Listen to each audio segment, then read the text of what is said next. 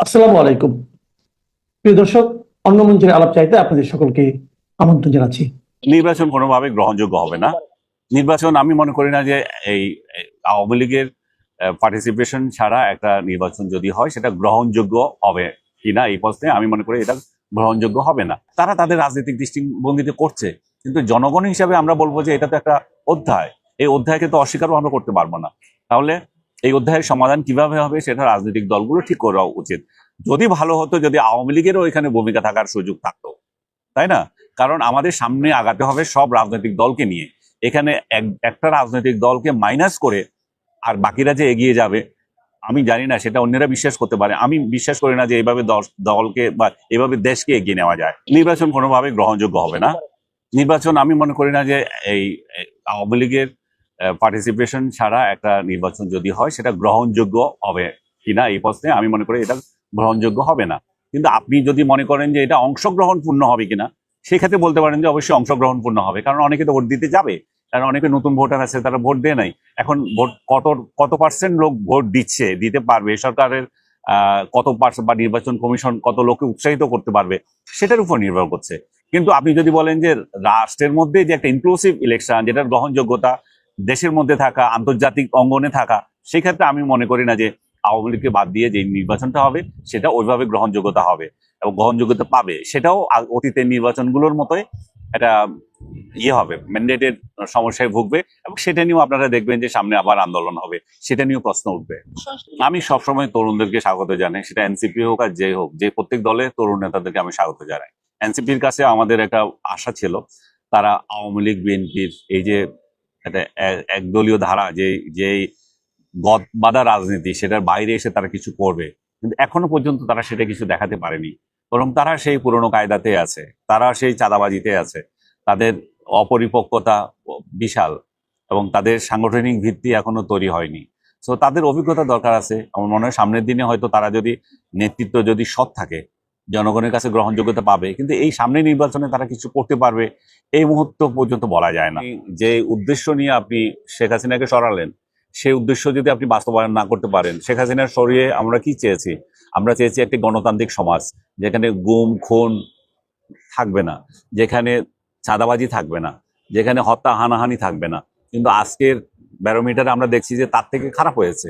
তো তাহলে জুলাই চেতনা তো সেটাই। জুলাই চেতনাটা কি? জুলাই চেতনা কি আকাশে উঠতেছে যে আমি ধরবো চেতনা? চেতনা তো দেখবো যে আমরা যারা যে রাজনৈতিক দলগুলো আছে তারা সেটাকে কতটা ধারণ করে। আমরা সেটা ধারণ করছে, তাদের চেহারা দেখলে তো বুঝবো। নাহিদের চেহারা দেখলে বুঝবো যে তারা এনসিপির ভবিষ্যৎ কি। সার্জিসের চেহারা দেখলে বুঝবো, আমরা তারেক রহমানের চেহারা দেখলে বুঝবো যে বিএনপি কোথায় যাবে, কিংবা জামাতের নেতাদেরকে দেখবো যে জামাত কি করবে। এই আদর্শগুলো, চেতনাগুলো, এগুলো তো কারো কিতাবে লেখা থাকলে হবে না। এগুলো সেই দল, যে দলগুলোর সাথে জড়িত, তারা সেটাকে বাস্তবায়ন। ডক্টর মোহাম্মদ ইউনূসের একজন লোক রয়েছেন, তাকে এখন দেশে দেশের বাইরে সবাই গোয়েবলসের উত্তরসূরি হিসাবে বিবেচনা করে। অর্থাৎ মিথ্যাচারে, বানোয়াট কল্পনাতীত ঘটনা বিবৃত করায় মনে হয় গোয়েবলস যদি বেঁচে থাকতো সেও লজ্জা পেত। তিনি অতি সম্প্রতি বলছেন 15 আগস্ট যদি কেউ কিছু করে ব্যবস্থা নেওয়া হবে। দেশে এবং দেশের বাইরে আওয়ামী লীগের কার্যক্রমকে মনিটর করছেন। মিস্টার গোয়েবলস, আপনি জানেন কিনা আপনার নামের সঙ্গে একটা ডাস্টবিন শব্দ যুক্ত হয়ে গেছে। আওয়ামী লীগকে মনিটর করার মতো যোগ্যতা আপনার হয়নি। আমি জানি না আপনার পূর্বপুরুষরা কি ছিলেন, তাদেরও নাই। তবে আপনি যে আদর্শে বিশ্বাস করেন, এই আদর্শের পূর্বপুরুষ যারা ছিল তারাও স্টাডি করতে পারেনি।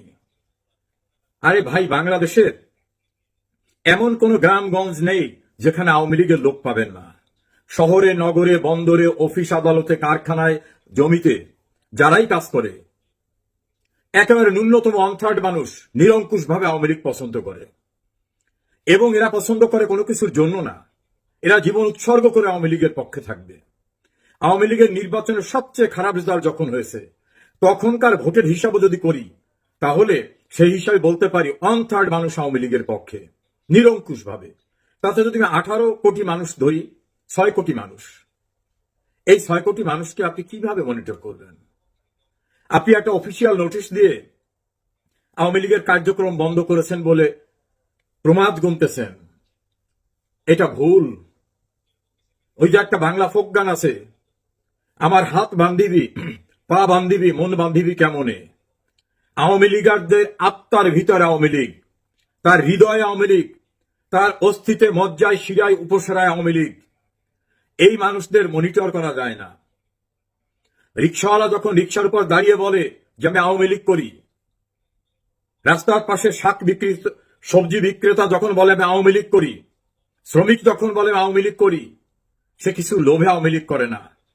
আওয়ামী লীগ একটা ভালোবাসা, আওয়ামী লীগ একটা অনুভূতি। এই কোটি কোটি মানুষের হৃদয়কে মনিটর করা যায় না, এদের কার্যক্রম বন্ধ করা যায় না। আওয়ামী লীগের কার্যক্রম এই বাংলাদেশ, আওয়ামী লীগের কার্যক্রম এই লাল সবুজের পতাকা।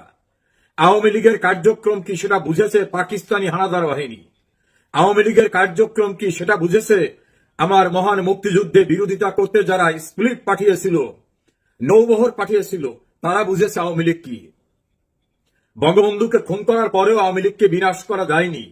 এই খুনের সঙ্গে দেশে দেশের বাইরে যারা জড়িত ছিলেন, শেখ হাসিনার নেতৃত্বে 21 বছর পরে আওয়ামী লীগ যখন আবার ঘুরে দাঁড়িয়ে সরকার গঠন করেছে, তখন সেই খুনিরা, খুনিদের পৃষ্ঠপোষকরা, তাদের অভিভাবকরা বুঝতে পেরেছে আওয়ামী লীগ কি। যারা দাম্ভিকতা করে বলতো শেখ মুজিবকে খুন করেছি, আমাদের কেউ কিছু করতে পারবে না, যারা গ্রানাডা টেলিভিশন, চ্যানেল 4, আইটিভি এবং কি তৃতীয় মাত্রা জিল্লু সাহেবের কাছে ইন্টারভিউ দিয়ে দাম্ভিকতা প্রকাশ করেছিল, তাদের দর্প চূর্ণ হয়ে গেছে, মাটিতে মিশে গেছে। আপনি শফিক সাহেব, আপনার যে বস এবং বসের যারা বস, তাদের মোকাবেলা করে কিন্তু এই দেশ স্বাধীন হয়েছে আওয়ামী লীগের নেতৃত্বে। এই দেশের কোন স্বার্থ বিকিয়ে দিয়ে ক্ষমতায় থাকতে চাননি শেখ হাসিনা। একইভাবে প্রধানমন্ত্রীর প্রস্তাব প্রত্যাখ্যান করে বাঙালির অধিকার প্রতিষ্ঠিত করেছিলেন জাতির পিতা বঙ্গবন্ধু। তিনি আওয়ামী লীগের প্রাণ পুরুষ। আওয়ামী লীগকে মনিটর করে লাভ হবে না। তবে একটা জিনিস বুঝতে পেরেছি, 15ই আগস্ট কেউ কিছু করলে ব্যবস্থা নেওয়া হবে যখন বলছেন, তখন ধরে নিতে পারি যে বঙ্গবন্ধুর খুনিদের আদর্শিক উত্তরসূরি আপনি। সময় আসবে, সে সময়ে এই প্রশ্নের জবাব আপনাকে দিতে হবে। সকল কুকর্মের সঙ্গে আপনি জড়িত। দেখেননি দেশের বাইরে আসলে কি অবস্থা হয়? আপনাকে কিভাবে মানুষ অভ্যর্থনা জানায়? আপনার বস না হয় অন্য দেশে আশ্রয় নিতে চাইবে, সময় হলে আপনিও সেজন্য প্রস্তুত হন। তবে আমার মনে হয় না পৃথিবীর কোথাও গিয়ে নির্বিঘ্নে থাকতে পারবেন, কারণ এত অন্যায়, এত পাপ, এত কিছু করেছেন এই বিশ্বব্রহ্মাণ্ডের কোন জায়গায় গিয়ে, যেখানে বাঙালি আছে, মুক্তিযুদ্ধের চেতনার স্বাধীন বাংলাদেশের লাল সবুজের পতাকা ওড়ে, সেই লাল সবুজের পতাকা ওড়া কোনো দেশে গিয়ে আশ্রয় পাবেন না। আওয়ামী লীগ দেশের বাইরে সবখানি বিরাজমান। আওয়ামী লীগকে বিনাশ করা যায় না। আপনাদের আদর্শিক বাবারা, পাকিস্তানিরা এবং পাকিস্তানের যারা পৃষ্ঠপোষকতা দেয়, তারাও চেষ্টা করে স্বাধীনতা ঠেকাতে পারেনি। বঙ্গবন্ধুকে সপরিবারে খুন করেও আওয়ামী লীগের অগ্রযাত্রাকে ঠেকাতে পারেনি। শেখ হাসিনার নেতৃত্বে বাংলাদেশের মানুষ ঐক্যবদ্ধ। 71-এর পরাজিত শত্রু এবং তাদের উত্তরসূরি যারা, এরা সাময়িকভাবে বিজয় হলেও এদের এই বিজয় ক্ষণিকের। এরকম বিজয়ী 75-এর 15 আগস্টের পরে হয়েছিল। সেই বাংলাদেশে কিন্তু মানবতা বিরোধী অপরাধের বিচার হয়েছে, জেল হত্যার বিচার হয়েছে, 75-এর 15 আগস্টের খুনিদের বিচার হয়েছে। অবৈধ ক্ষমতা দখলকারী ডক্টর মোহাম্মদ ইউনূস এবং তার গোয়েবলস বিচারের মুখোমুখি আপনারাও হবেন, সেদিন খুব দূরে না। আওয়ামী লীগকে মনিটর করার যোগ্যতা আপনার বস, আপনার বাবারাও রাখে না। আওয়ামী লীগ মানুষের ভালোবাসা, আওয়ামী লীগ একটা বিশ্বাস, আওয়ামী লীগ একটা দর্শন, আওয়ামী লীগ একটা অনুভূতি, আওয়ামী লীগ একটি বিজয়ের পতাকা। অন্ধকার থেকে অপ্রতিরোধ্য গতিতে আলোর দিকে এগিয়ে যাওয়ার নাম আওয়ামী লীগ। এই আওয়ামী লীগ মানে লাল সবুজের পতাকা। এই আওয়ামী লীগ মানে দরিদ্র বাংলাদেশকে উন্নয়নশীল কাতার নিয়ে আসা।